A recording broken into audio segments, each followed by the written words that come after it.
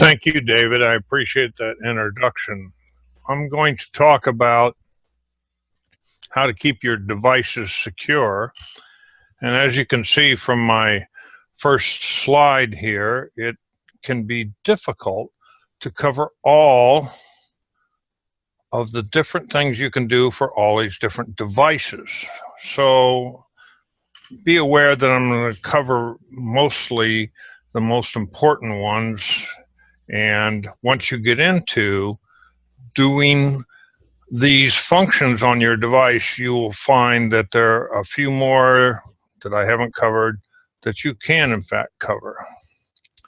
And it's not hard to protect yourself. It's already been stated by other people, and it'll be stated again after me by Judy Talor, that I very strongly feel that keeping your devices secure is your job, and you shouldn't hand it down to anybody else.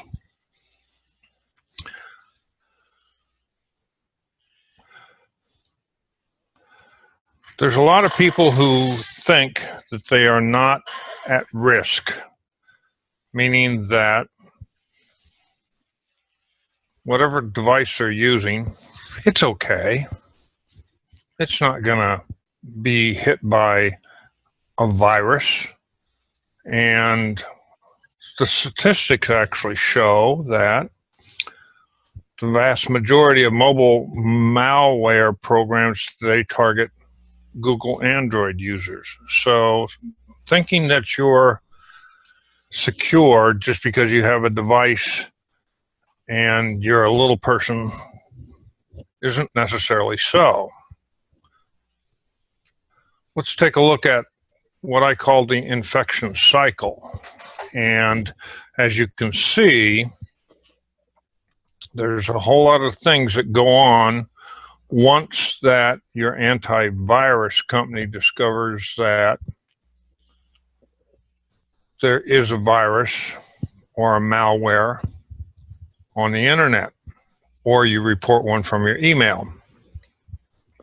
So they have to get out some programmers and write some kind of software program to block or delete the virus that they've noticed on the internet or that you've told them about in emails. And once they do that, then they can put it into a package and send you an update to your antivirus. You install the update at some time, and the reality of it is, from the time that the hacker put that program on the internet or in your email until the time you install the fix or the deletion for it can be anywhere from hours to weeks and sometimes longer. So the bottom line is everybody is susceptible to get some kind of malware on their device. The next question would be, okay, how do I know I have malware? On my PC, we'll cover that first. All of a sudden you got things are not looking right. And you notice that your device takes a long time to do something because maybe there's something running in the background, or there are certain programs that you try to run and they will not in fact run. They just blink at you and that's it.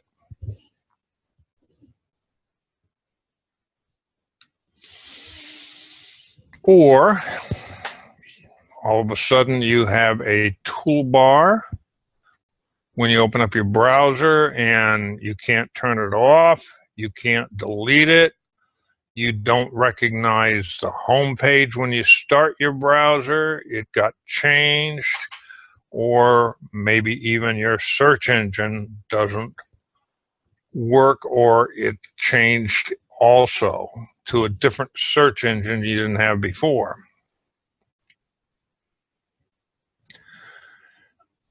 In addition to your PC being compromised, you also have to take into account that maybe your antivirus has also been compromised. And this is true because hackers are getting very sophisticated nowadays. And so keep in mind that if your PC is infected, your antivirus may also be infected. If you have a mobile device, like a phone or a tablet, then some of the same issues come up as would come up on a PC, because your mobile device is really a small PC. Your battery seems to be running down, and you don't know why. It didn't run down fast like that before. You try to open up an app and it won't open up. Different things can happen with your mobile device, and when it's not acting normal, then the safe thing to do is to assume that you have some kind of malware that is in fact making your device act abnormally. One of the things I tell people all the time is when your device, no matter what it is acting abnormally, the good thing to do is turn it off. Don't put it to sleep. Turn it off. Turn it completely off. If you have to, unplug the power. This goes for modems, routers, PCs, iPads, iPhones, Android tablets, telephones that don't have cords from the headset, etc., etc. When you turn it back on, your problems may have gone away and you're back to normal. If not, then assume that you have some kind of malware on your device. Now, this slide here is very busy, and I bring it up simply because when we're talking about mobile devices and cell phones specifically, a lot of people don't understand what the terminology is. And so I'm not going to read all these to you, but the information is available, and if you request, I can send you the complete presentation that I give today. What I do want you to understand is the 15-digit serial number identifies your mobile device, your phone. Okay, in iPads and iPhones, you also have a serial number. These numbers must be recorded someplace besides on your device. And the reason for that is if you report your device lost, stolen, or strayed to the police or to the manufacturer or to anybody, you're going to have some specific information about your device and your device only, so that they can turn it off, nobody else can use it, or when they recover it, they can identify it as your device because of the serial number. So, know that your serial number for your device and your model number are important, and write them down somewhere else. Smartphone malware is easily loaded down into your device because of some different things that you might inadvertently do while you're using that device on the internet. If you go to a application store, an app store that you don't know much about, but they had a real neat game there or something like that, you can end up with some malware. If you use pirated versions of software or apps, you're taking a chance that, again, you can get some malware. And if you get an update display that says you need to update an app or something like that, and it doesn't look like it's right, but maybe it's not coming from the company, again, you can get an update attack, and that will put malware on your device also. People have to understand phones are very vulnerable. The phone is vulnerable from where you're using it. The phone companies are legally obligated to keep phone records. We all have seen the TV shows for years where the police call a phone company and say, I need the information about when this person made these phone calls, et cetera, et cetera. And also the text and voice communications can be tapped into by somebody standing near you using equipment that's available off the internet. So phones are very vulnerable when you send information from a phone. But it's also vulnerable with the recipient's phones. And mobile phones can store a lot of information on them that other people can bring up and you can bring up and take a look at. So even though it's a mobile device and it's very handy to use, remember it's a pocket-sized computer and it comes with the same risks that you have with your PC, desktop, or laptop. And sometimes it has more features. If you're using VoIP, Voice over Internet Protocol, which I use from my home, that is also vulnerable to malware. Although the people who supply VoIP to you should be able to explain to you how they're trying to protect your VoIP connection. And phones give out an awful lot of information about where you are, what time it is.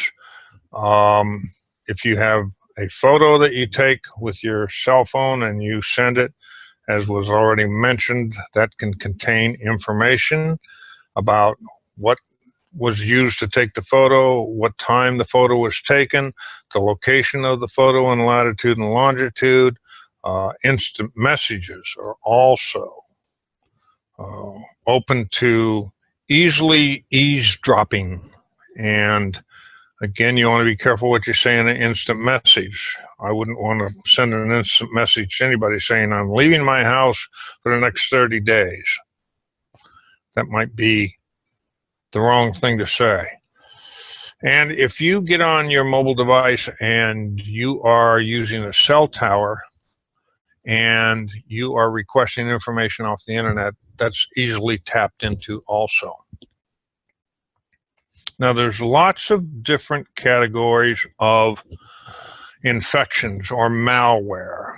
And malware is a good term used to cover the whole field of viruses, worms, botnets, rootkits, backdoors, Trojan horses, and ransomware.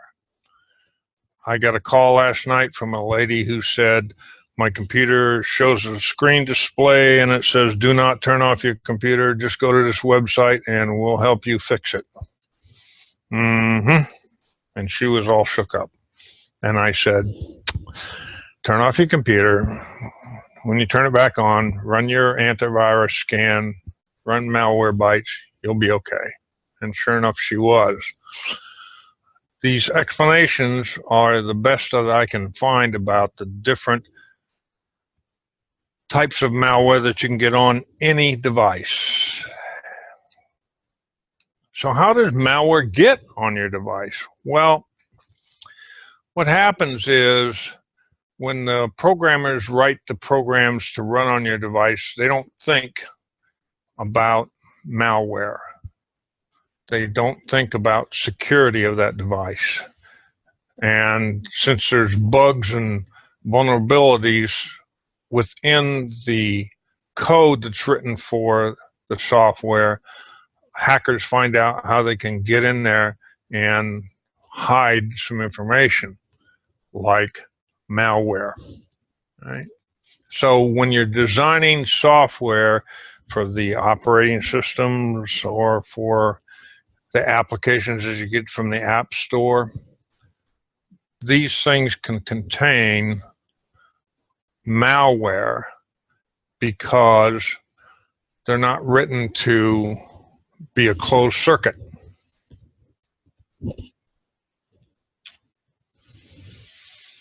So let's talk about security setups for an Android device. And I have an Android tablet, a 10-inch, and I've done most of these things on my Android tablet to keep it safe.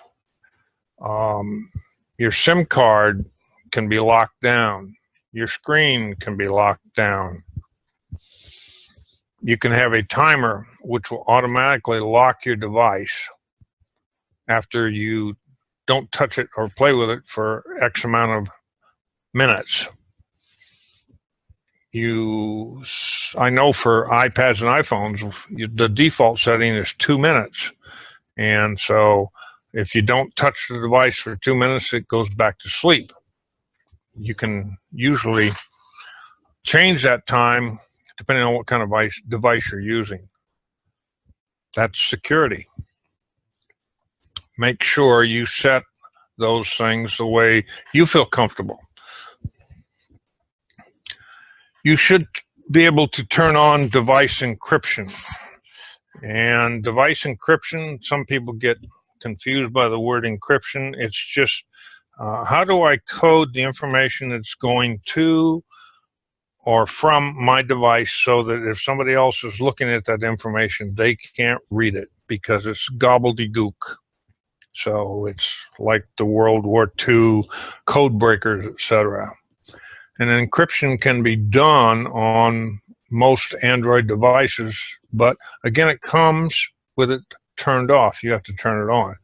And if you're going to start the encryption process on your Android device, make sure you're fully charged and plugged into a power source.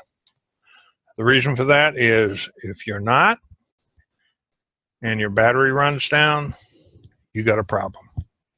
You're going to have corrupted information, and then you won't be able to read it. Network settings. Technology today will allow you to turn your portable device into a hotspot. And if that's so, then you need to be aware of if you're walking around and your mobile device is a hotspot, other people can sense that, use it, and that's not what you want. So turn it off when you're not using it. NFC, near field communications. Again, it's turned on most devices by default. In other words, the factory turns it on before they send it to you. And so you have to go in and find out how to turn NFC off. You switch it off manually. Page 4, Android devices, location settings, and I'll cover iPads and iPhones soon, okay, and then PCs last. Switch off the wireless and GPS location unless you're using it, and having it on also reduces your battery.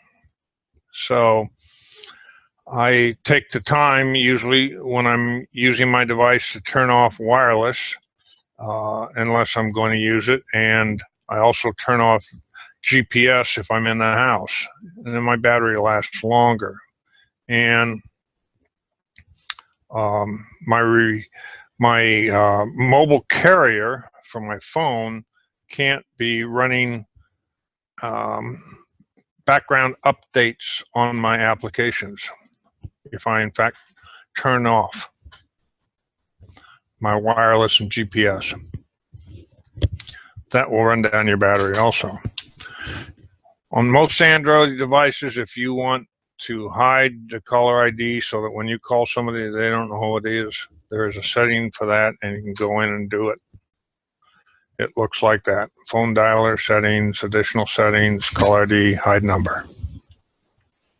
All right, now we've covered some important things with Android devices. Let's look at iPads and iPhones. Just like James was going through a minute ago, there is on iPads and iPhones a privacy settings that you can make. So you go to settings, you go to general, and you go down to privacy. And actually, that's incorrect. You go to settings and you go down to privacy. Forget general. And that was updated. You enable Find My Phone, and again, Apple and added Find My Phone as a required app when it came out with iOS 9. So prior to iOS 9, you could use Find My Phone, which was an app for free, but now it's put on your device by Apple. And you need to use it. Check it out. Try it. It's cool. One day I left my phone down at the clubhouse, and I did find my phone. I went back to the clubhouse, and there it was. So check it out. If you have passwords, and this has been mentioned a couple times already, don't use the same password for two different accounts, especially if they're tied together, like iTunes and iCloud. Use different passwords. I use a password manager called LastPass, LASTPASS, and I like it. It's on my PCs, all four of them, and it's on my iPad devices, all four of them, and my Android. A lot of people have devices and they just turn them on or wake them up, and it goes right to the home screen. They don't use a passcode. I think that's very dangerous. Yes, passcodes are a pain. Yes. But once you misplace, lose, or forget where your phone is and somebody else picks it up, the passcode can save you a lot of heartburn. Right? There is a setting on iPads and iPhones if, in fact, somebody tries to guess what your password is, or your passcode is, because it's only 4 digits. After 10 attempts, it'll erase the data on your device, and I have that set so that if somebody takes my device and tries that, they're not going to be able to use it.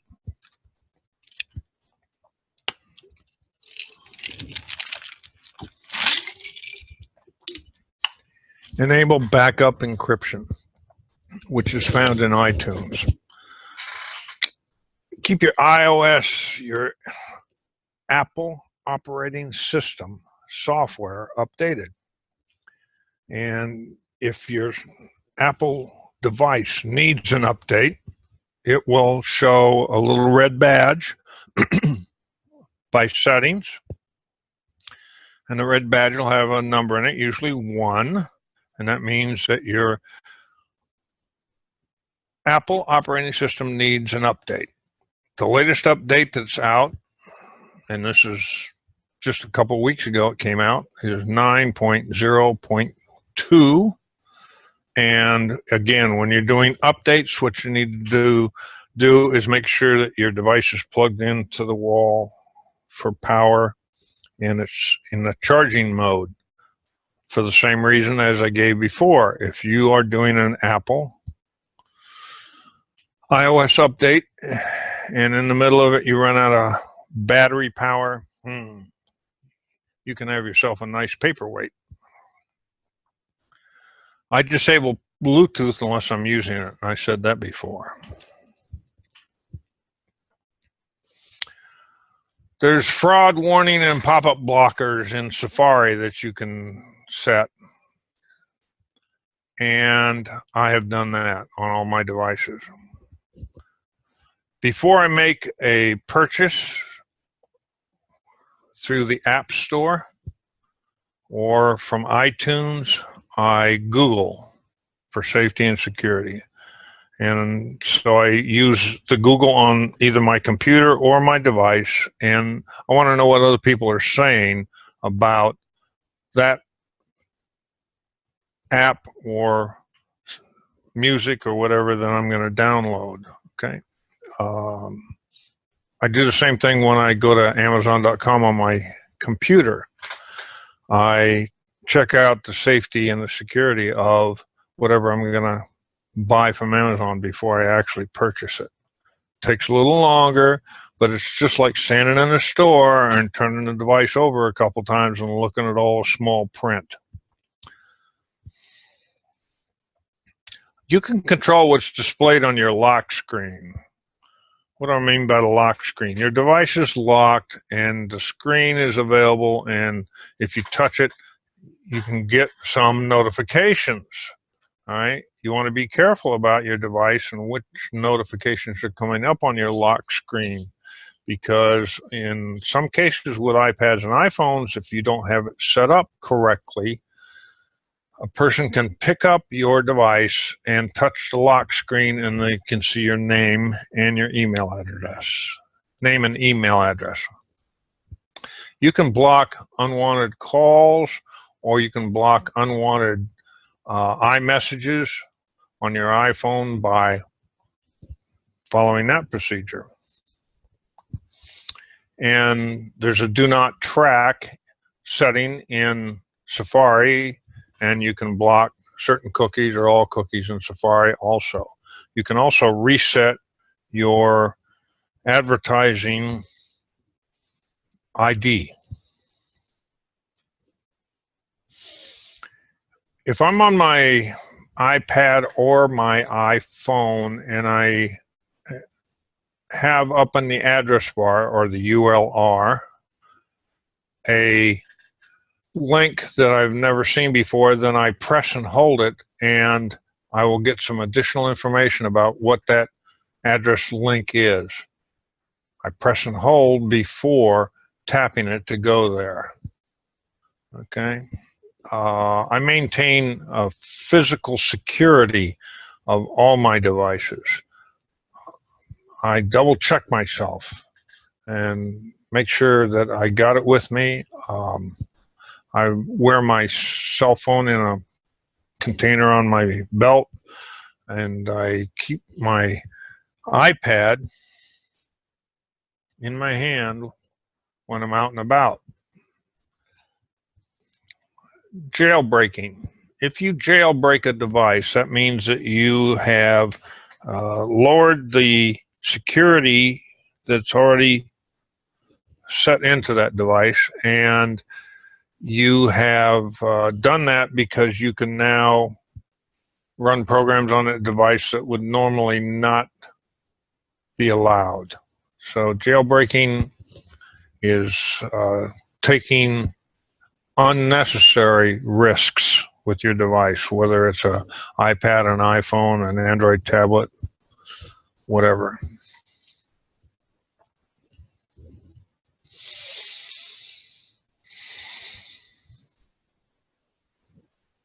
Do not go to untrusted wireless networks. On iPads and iPhones, if there's a little padlock up in the address bar, the URL bar, then that is the same as having HTTPS, okay? And I'm not going to go to some other app store and buy something or try to buy something using my iPad or iPhone. The only app store I'm going to buy from is the Apple App Store. Credentials. Sometimes on your computer or your device, you'll get a pop-up that says the credentials of this website have not been cleared.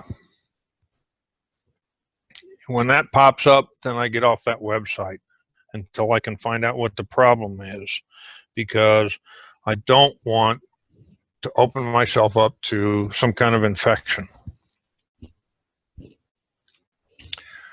We all like to download apps, whether it's Windows 10, Android tablets, PCs, whatever. Downloading apps is what keeps us moving forward, and some of them are very helpful and some of them are very entertaining. Again, I check out the apps to make sure that I'm not getting myself into trouble. I always read the review that came up for the app when I am in the app store. And then if it's from a company that I've never heard of before or never dealt with before, then I'm going to go check it out, and I'm going to Google it, and I'm going to find out what other people say. I'm going to check on the developers and make sure that they have a good reputation. You can grant super user privileges on some devices, and when you do that, make sure you do it only when necessary. Otherwise, you can get into some problems again with some malware. And I run malware scans regularly.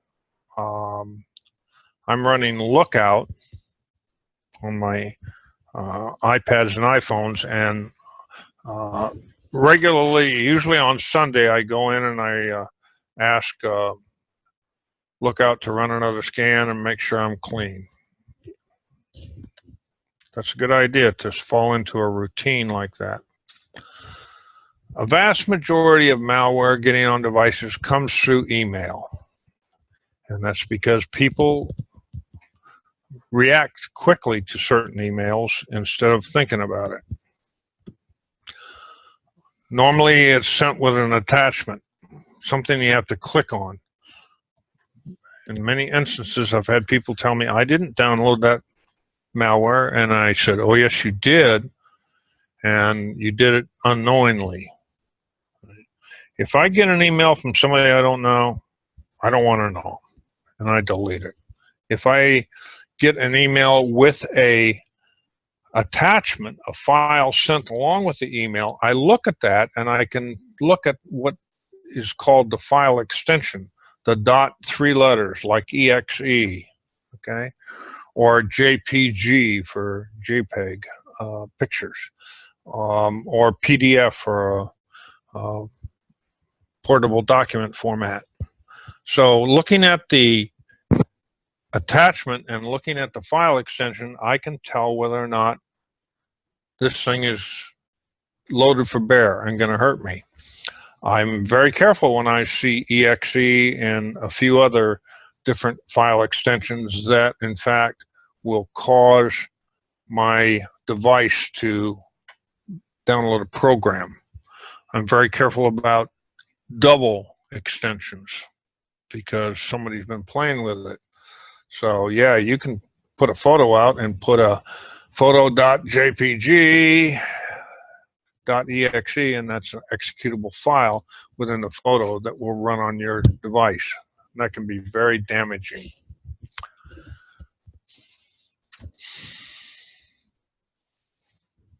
This is very important when it comes to email protection. Delete. If I don't know them, I don't even open it up. I just delete it.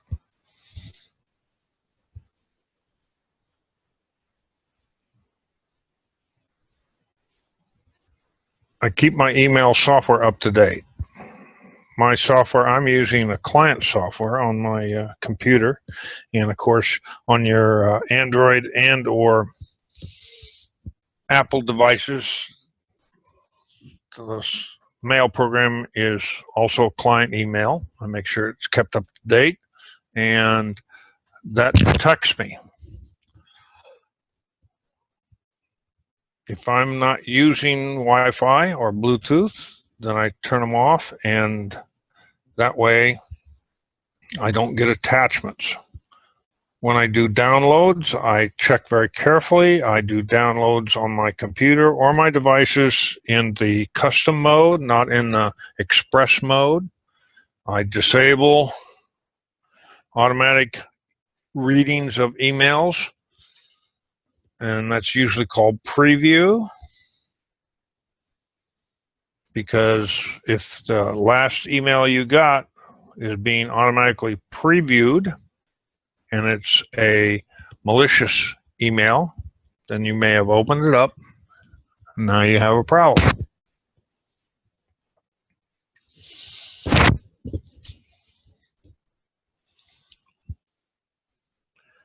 If somebody, even in my family, sends me an email and that email has an attachment to it, here's what I do. I take the attachment, I click on it, I download, or I right click on it, okay, and I move it to my desktop or someplace else on my device. And then I right click it again and I will run my antivirus software on that attachment. My daughter sent me a malware one day, and of course she didn't want to, and she didn't mean to, and she didn't know she did, but so you can check out things that you really want to take a look at by, in a lot of cases, with a computer, anyway, right-clicking it and making sure that your antivirus program scans it for any viruses. But if you're not on your computer, then, you know, especially when you're on your phone or your pad, wait till you can open that up on your computer before you open it up. Keeping your software up to date is difficult at best. First off, if you have software on your device that you're not using, get rid of it. Then you don't have to keep it up to date. If you do have software on your device and you're using it, keep it up to date by going to the OEM, original equipment manufacturer. Okay, and find out if they have updates. And when you're doing updates from Microsoft, you can always check and see what those updates are and make sure that you have the latest ones. There are a couple programs out there available for free and some that you pay for that will tell you which one of your programs on your device is behind in updates.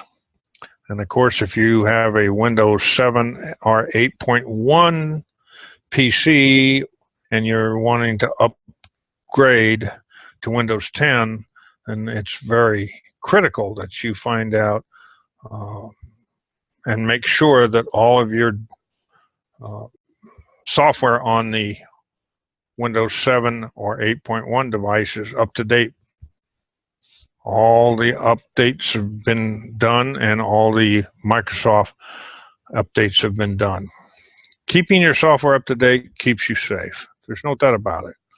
A lot of people say, well, you know, yes, every once in a while you're going to get an update to some software that screws it up and all that other stuff. But if Microsoft is giving you updates on your PC or any other device, the first thing they do before they give you any updates is they set a restore point. And then if the update screws up your device, you have a restore point to go back to. Not everybody does that.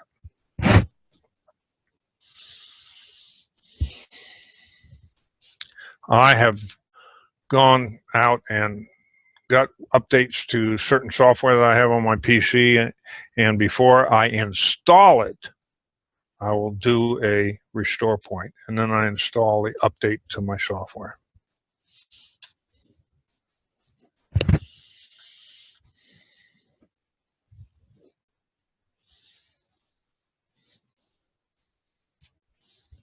Some updates are large. Windows occasionally puts out a whole lot of updates all at once, Microsoft Windows, all at once. And people have tried repeatedly to make those updates download properly and install on their computer, and it keeps on saying it failed. Well, usually it failed because they were trying to do it wirelessly. You have to check that out. If I see that a big update is required for my PCs, then I will connect directly to my modem router with an Ethernet cable, and then I'll download the update, and the chances of having some kind of loss of bits here or there is minimized. Sometimes you can only do updates from Microsoft when in fact you're using Internet Explorer. And Google search for software update checker, and you'll find a whole host of different pieces of software out there that can help you with your updates.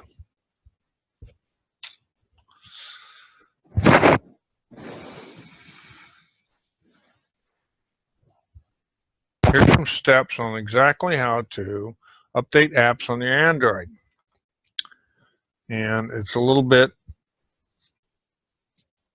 longer than the process needed for iPads and iPhones, but it still does the same job. Doing update all at the top of the screen can be risky, but again, what is the definition of all? Do you only have apps on there that you trust? Normally when I update my Android tablet, I like to do them one at a time. And then I know which one, if any of them, screwed up my tablet. If you do them all at once, and then your tablet screwed up, and you did 13 updates, duh. So, take that in mind. There is a good website for an update checker tool, and it's called Ninite. I pronounce it Ninite, but they say it's Ninite. Why do they say it's a good website? Because it's a secure website, and they have a program which you pay for $7, $8, and $9 a year, $9.95 a year, something like that. And it'll tell you when your programs on your computer are outdated and there's updates that are available for them. So I use Ninite's update checker. Sakuna also has one that's free, and you can use that for your Android devices also. Simple prevention. It's a thing called ELEA, End Users License Agreement. Now, we've all looked at a ELEA one time or another, probably, and it's confusing, and it's terminology that we don't use every day. So there is a website, I listed here, that will allow you to take a ELEA, and it'll break it down for you in simple terms and tell you what you're agreeing to.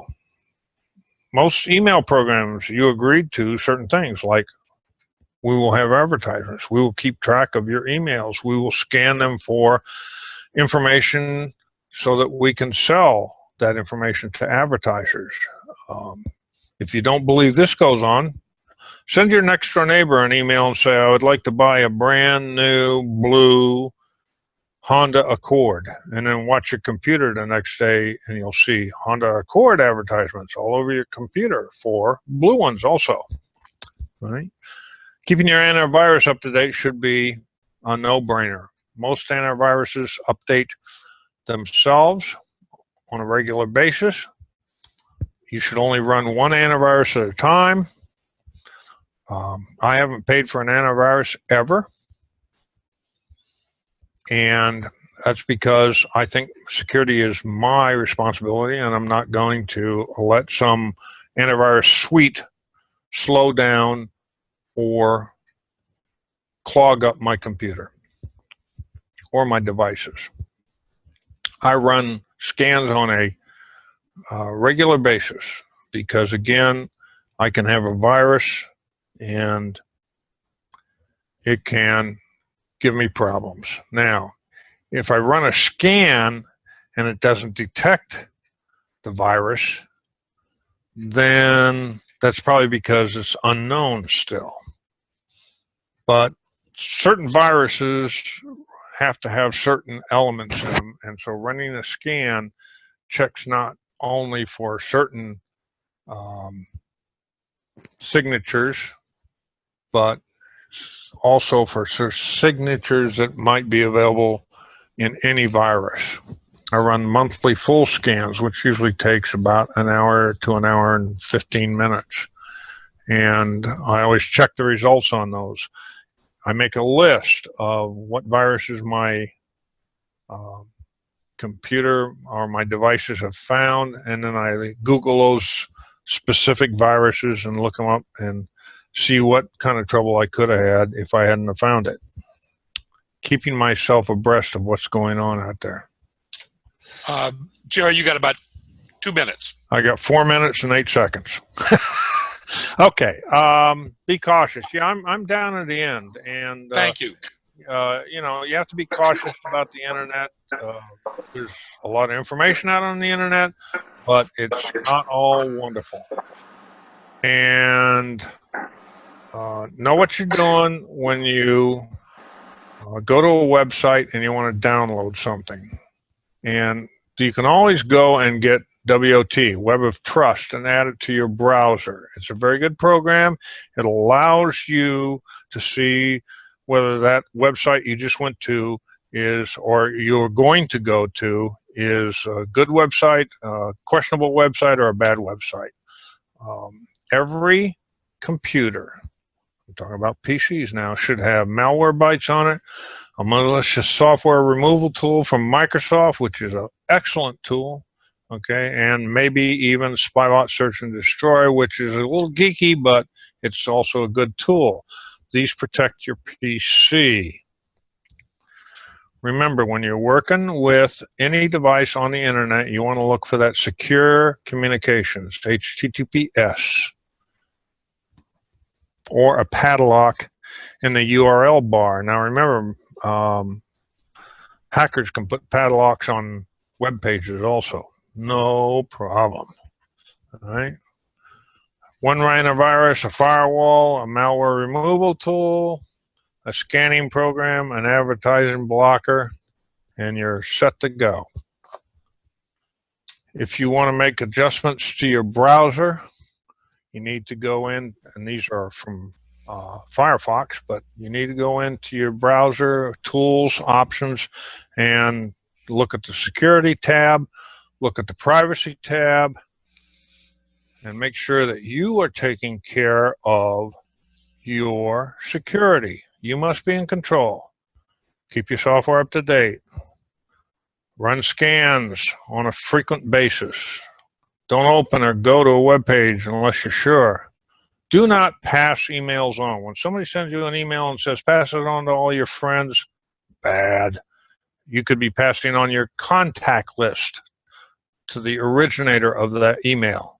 Do not allow access to your contact list, and stay alert. That's it.